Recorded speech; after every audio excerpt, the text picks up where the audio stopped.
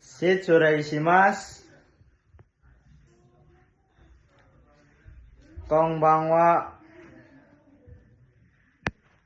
すみませんが、ムナウェル先生、今よろしいですか？私はディクラット・クラスのアランです。会社の名前は竹本グミ株式会社です。社長の名前は竹本白社長様です。住所は鳥取県米子市神谷島43番地です。電話番号は 18159626469 です。すみませんが、ムナウェル先生、ビデオを作っています。昨日、私と友達はリオンのエリアを掃除しました。その後、私と友達はペゲル1で仕事をしました。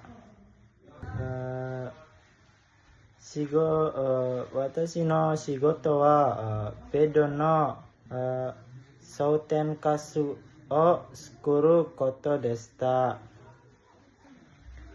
その日は多分私にとって大変な日でした。なぜなら断食をしながら働いていったからです。しかもその日はサフルを食べていませんでした。でももう決めたことなので頑張ってやります。そして今日も昨日の同じです。今日の昼、私と友達は社長の ABM で仕事をしました。セメントと砂を混ぜる仕事でした。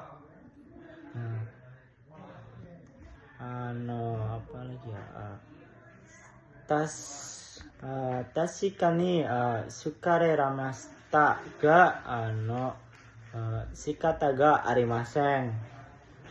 これはイバダなので続けなければなりません。はい、以上です。